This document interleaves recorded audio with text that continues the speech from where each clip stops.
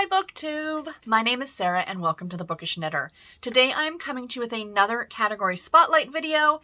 This week, this should have gone up yesterday. I try and put these up on Wednesdays, but I did not have this video filmed, and I did have the book haul filmed, and I'm like, we're gonna go out of order for 1 week. So this week we are doing the Duets line, which is a line from Harlequin that is no longer being published. That makes me super sad, because this was my introduction. This series, or line, was my first Harlequin that I remember purchasing and buying for myself. My aunt read a lot of the Presents novels, and I remember, like, at the cottage I would pick those up and kind of flip through them a little bit. But start to finish read was a Duets novel. I do have the original one that I read for the first book I ever read is somewhere in this mess on my shelves behind me. I will get to it at some point, hopefully for the next Duets video when I do one in the coming months. But for now, I just picked 3 random Duets books off the shelf. I only picked 3. Normally, I'd be trying to pick 5 books. But each of these, as the title Duets suggests, they're 2-in-1s. Every single book was a duology. So, and sometimes they had something to do with each other. Sometimes they were completely different books.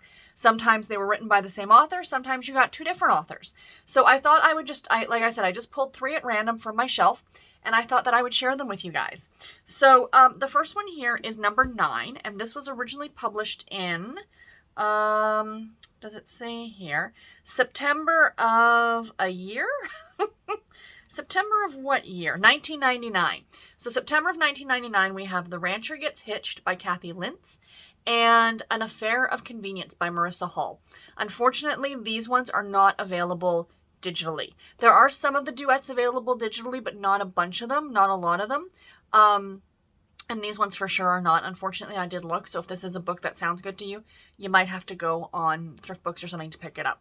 So for The Rancher Gets Hitched, an MBA didn't prepare beautiful, savvy Tracy for a life on a Colorado ranch, especially not as a housekeeper. But how hard could it be, she asked herself. Then she scraped the exploded casserole off the ceiling and learned what a challenge twins who didn't want a new mommy could be, and discovered how crazy a mule-headed, sexy rancher determined to stay away from the city woman could make her. But even Zane couldn't deny the chemistry between them. So these are also romantic comedies. I forgot to mention that. They are romantic comedies, which I love. So yeah, so that's the first one. And then the second book, An Affair of Convenience. Mallory's daily planner said it all. Meeting, meeting, meeting. Having wild, passionate sex with Cliff Young, best friends, they agreed to a no-strings-attached affair was their solution to busy careers and no time for dating. The problem was, once they concluded their intimate negotiations, they wanted each other again and again, but now their careers are getting in the way. Perhaps the only solution was marriage. Now, this again, 1999, probably one of those scenarios, and that isn't that long ago, but probably one of those scenarios where, oh, maybe I'll give up my career. I don't remember. I have not read this one, but I don't want to speculate, but might sound like that. But again, 99, we shall see. So the next book I want to share with you, I have read this one and I really liked it. So this is number 33, and this one was published in August of 2000. So there's the cover of it. So we have The Sheriff and the Email Bride, like 2000, guys, come on, by Liz Ireland, and Stray Hearts by Jane Sullivan. So there's the cover of that one. So The Sheriff and the Email Bride. Again, we're going back 22 years, my friends. Does Heartbreak Ridge have a romance curse? No way, says Sheriff Sam Weston, but he isn't taking any chances. Online, he rounds himself up a lady far from his hometown. The lonesome lawman thinks he's found himself a foolproof courting method until Shelby, his cyber fiancée, arrives 8 months pregnant. Now it looks as if the town's curse may strike again, if Shelby can't win Sam over, and soon. So yeah. Like online dating kind of like, it sounds like The Sheriff and the Email Bride, like old school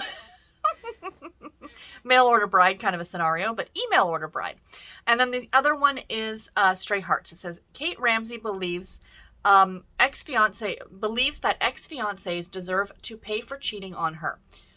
Sorry, let me start that again because there is a sticker over this, so I had a hard time with that word. Kay Ramsey believes her ex-fiancé deserves to pay for cheating on her, so she shaved his prize-winning Cocker Spaniel. Her punishment, 100 hours of community service at a local animal shelter.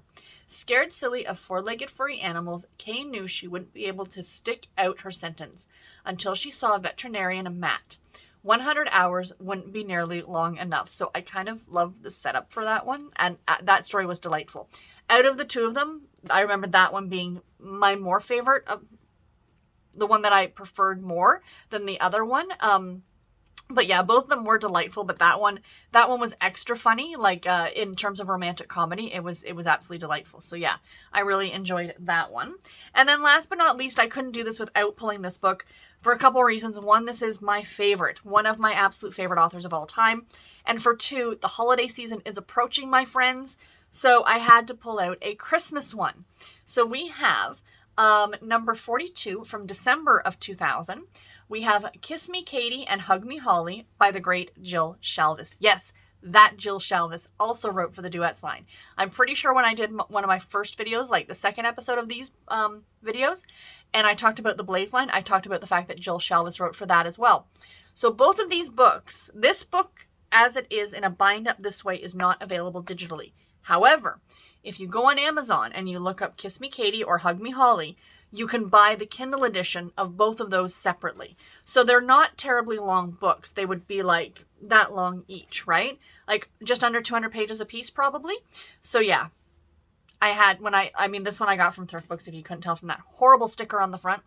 But I do like these covers. These are the ones that I remember. They're kind of very similar to the ones that I picked up. Like, to be completely honest, when I started reading Harlequin, if this was what the cover looked like, I don't know if I would have gravitated towards this.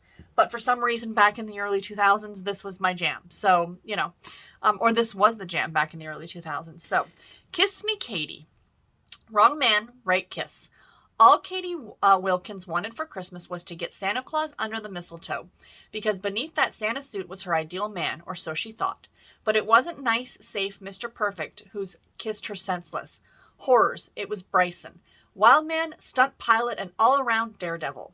And heaven help her, she'd really like that kiss, which just proved what she'd known all along. She was Christmas cursed. So yeah, that's the first one. And then the second one, Hug Me Holly, which was Sheriff Riley couldn't believe his ears when Holly Stone announced that she'd be taking over the only cafe in Little Paradise. She looked as if she hadn't worked a day in her life, and besides, he had to eat there. But he was soon working up quite an appetite for Calamity Holly, when he discovered there was more to her than designer clothes and an attitude.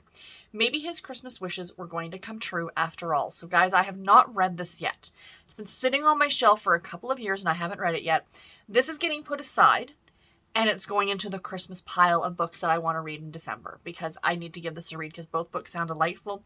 Perfect for the holiday season. I don't know, again, they're both written by Jill Shalvis, but I don't know if they tie into each other. Like, I don't know if they take place in the same small town. I don't know any of that, but I will report back when I read this one in December and let you guys know. But like I said, these books are available separately on Amazon for the Kindle.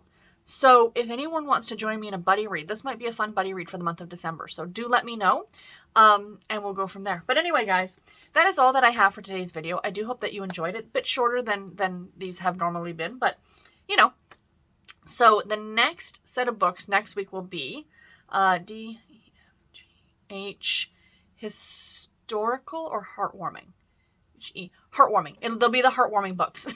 I'm going in alphabetical order and I'm trying to do it in my head. So it'll be the heartwarming novels. So if you guys have any heartwarming authors that you would like me to talk about in particular, I will see what I can find on my shelves. And I'll pull 5 books and we will talk about them next week. But I'm probably going to try and gravitate more towards holiday books, because we are getting closer to the season. So maybe a couple of non-holiday and a couple of more of holiday ones. We shall see.